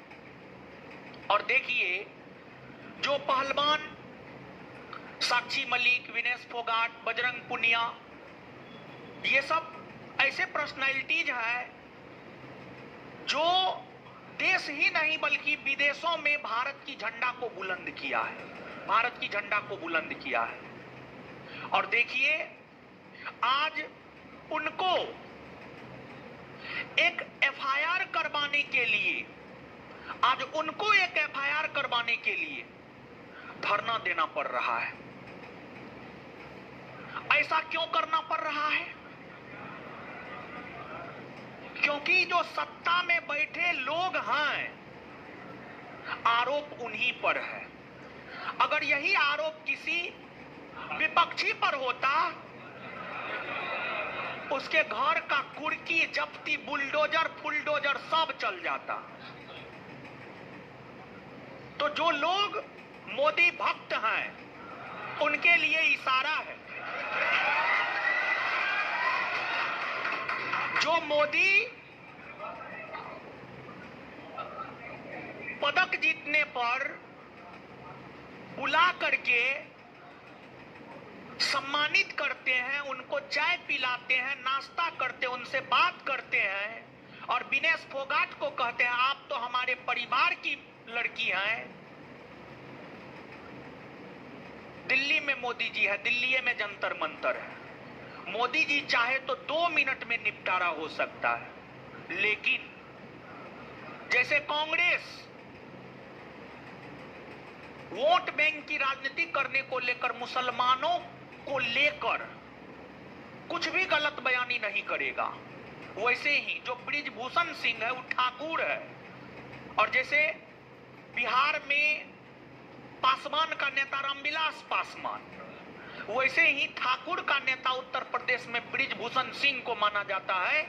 और अगर ब्रिजभूषण सिंह के ऊपर कार्रवाई होता है, अगर मोदी जी करते, अगर सुप्रीम कोर्ट किया तो कोई दिक्कत नहीं, अगर मोदी जी करते हैं तो लोग, ठाकुर समुदाय के लोग उनसे नाराज हो जाएंगे मोदी जी से, और ठाकुर समुदाय के लोग मोदी जी को मतदान नहीं करेंगे। इसलिए मोदी जी ब्रिजभूषण सिंह के ऊपर जो है कोई कार्रवाई नहीं कर रहे हैं। और इससे पहले भी वो महिलाएं 3 महीना पहले कड़ाके की ठंड में जंतर मंतर पर जो है धरना दी थी, लेकिन उसका कोई परिणाम नहीं निकला। फिर दोबारा 3 महीना के बाद महिलाओं को जो है, पहलवानों को धरना देना पड़ रहा है। आप इस बात से ही अनुमान लगा सकते हैं कि देश और देश की सत्ता में बैठे लोग किस प्रकार से काम करते हैं। जो ओलंपिक में पदक जीता है, जो देश का नाम बुलंद किया है, जिस पर हम सभी लोगों को गर्व हुआ है, उनको न्याय नहीं मिल पा रहा है, तो हम आप कौन खेत के मूली हैं। इसलिए ये एग्जाम्पल दे करके हम ये समझाना चाह रहे थे, आप अपने आप को इतना शक्तिशाली बनाइए कि आप अपने लिए जज भी स्वयं हो, वकील भी स्वयं हो, सब चीज स्वयं हो। आप समझ गए। ये बनाना मुश्किल ही नहीं, नामुमकिन है, समझे। तो ऐसा नहीं है कि जो मोदी भक्त हैं वो सोचेंगे कि जो है सर मोदी जी का बखिया उधेर रहे हैं। ऐसी कोई बात नहीं है। जो मोदी जी अच्छा काम किए तो हम तो बोलते हैं अच्छा काम किए। तो एकदम इस पर मोदी जी को ध्यान देना चाहिए, ठीक है। हाँ, इसके बाद अब आइए आगे। और एगो बात और बताते हैं। देखिए, प्रीति आई है जी, प्रीति नहीं आई है। देखिए, लड़का भी बहुत सारा नहीं आया। हमारी बहन है, इसी बैच में आती है पढ़ने के लिए, पता नहीं कहाँ गए हैं, ठीक है। देखिए, आपको जो है लोग मतलब छात्र छात्राएं, लोग शब्द का प्रयोग छात्र छात्रा के लिए करें। छात्र छात्रा, छात्र छात्रा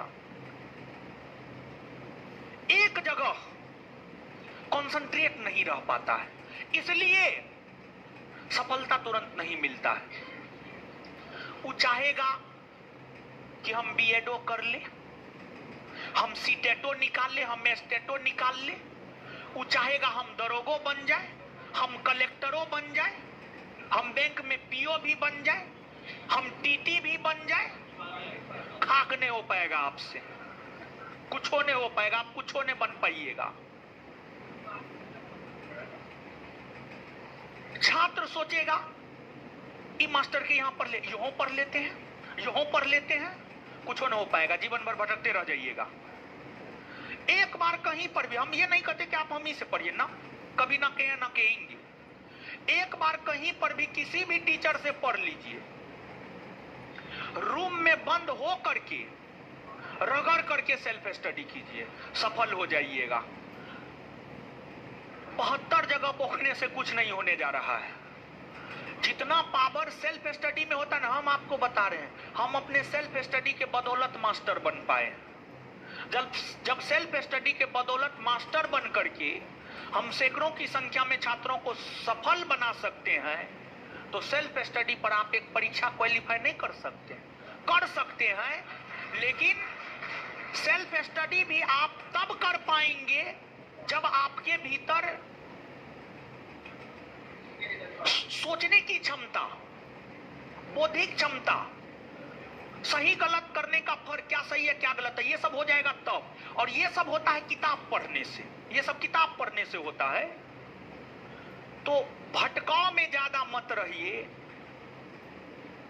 कंसंट्रेट हो करके क्लास 2, 4, 5 घंटा करने के अलावा रूम पर बैठ करके 6 घंटा, 7 घंटा, 8 घंटा रगड़ के पढ़िए, देखिए रिजल्ट हो जाएगा।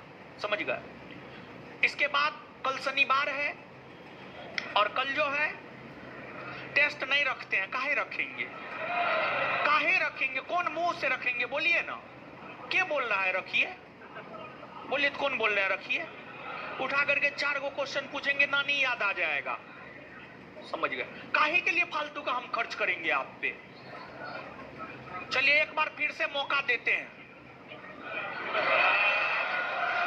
लेकिन अगली बार से अगर हुआ तो बंद होगा, तो फिर दोबारा शुरू।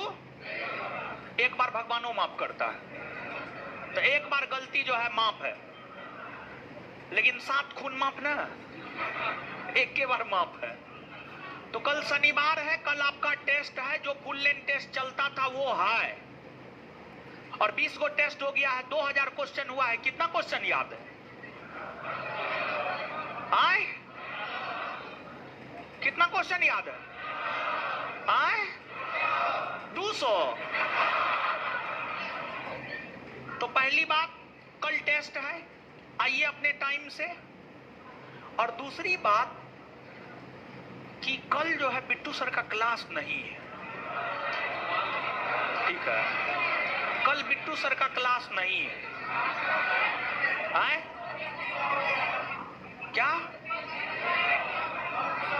टेस्ट ले ले? आए? टेस्ट भी नहीं होगा, क्या है? अच्छा रुकिए, वो तो बोले हैं कल गुस्सा करके चले गए, तो रुकिए 1 मिनट कॉल कर लेते हैं।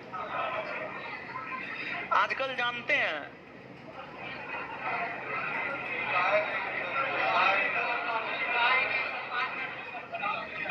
अरे वो दीपेनमा ना है, दीपेनमा जानते हैं ना, वो सुतले रह गया था कल, उसके चक्कर में कल कोई क्लास नहीं हुआ। एक बार रुकिए, सर को फोन कर लेते, बोलेंगे विद्यार्थी सब हल्ला कर रहा है, क्लास होना चाहिए।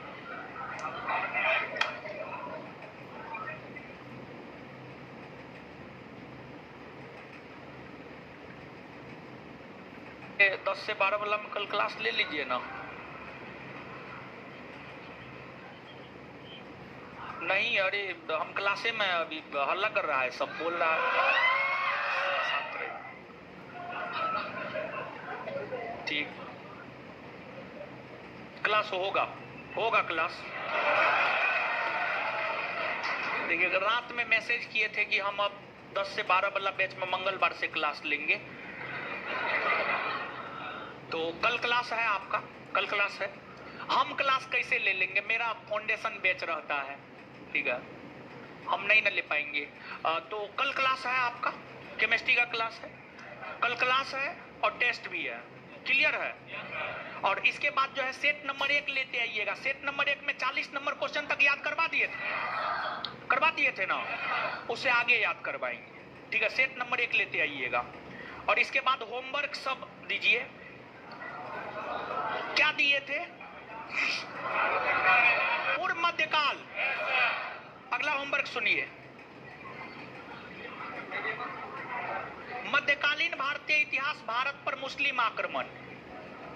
मध्यकालीन भारतीय इतिहास, भारत पर मुस्लिम आक्रमण। मध्यकालीन भारतीय इतिहास में देखिए बुक ये है, इतिहास का बुक है, मध्यकालीन भारतीय इतिहास, भारत पर मुस्लिम आक्रमण। ये आपका होमवर्क है, कर लीजिएगा ना। चलिए बताइए तो,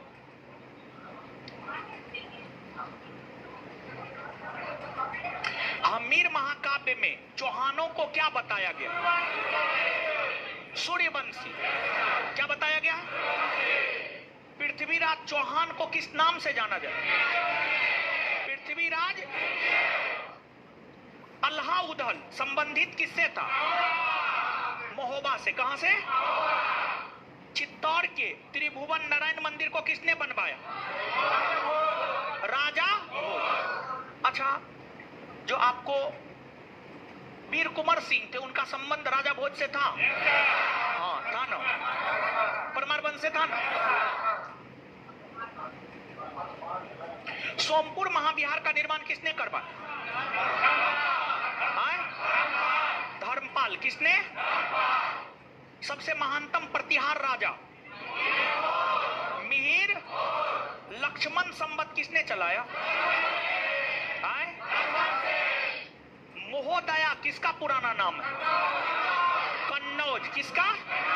महोदया किसका पुराना नाम है? कन्नौज ना। कर्नाट वंश का अंतिम शासक हरि सिंह ना। कौन? इसमें आगे बढ़ जाइएगा, बता दिए हैं एक जब। इसमें क्या दिए थे? पेज नंबर बोलिए ना। 100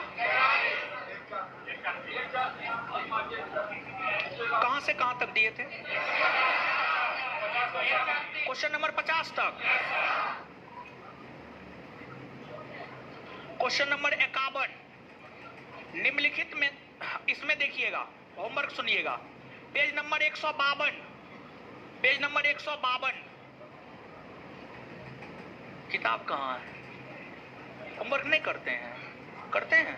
अच्छा, पेज नंबर 152 क्वेश्चन नंबर 51 में है, कौन 2019 के रासायनिक विज्ञान के क्षेत्र में नोबेल पुरस्कार विजेताओं की सूची में नहीं है? 51 से लेकर 100 तक। अंतिम में प्रथम आंग्ल सिख युद्ध किन वर्षों में हुआ था? ठीक है, तो 1845-46। तो पेज नंबर 153 से 161, क्वेश्चन नंबर 51 से 100। क्लियर है? इसको कर लीजिएगा, आप जवाब दीजिए। तारों का टिमटिमाना, अपवर्तन, गुजरात के भुज में विनाशकारी भूकंप, 2000, कारकोट राजवंश किस क्षेत्र में शासक था? जम्मू। राष्ट्रीय उद्यान जो भारत और नेपाल की सीमा पर गंडक नदी के तट पर स्थित है, वाल्मीकि न। ट्यूरिंग अवार्ड किस क्षेत्र में? कंप्यूटर विज्ञान। कंप्यूटर।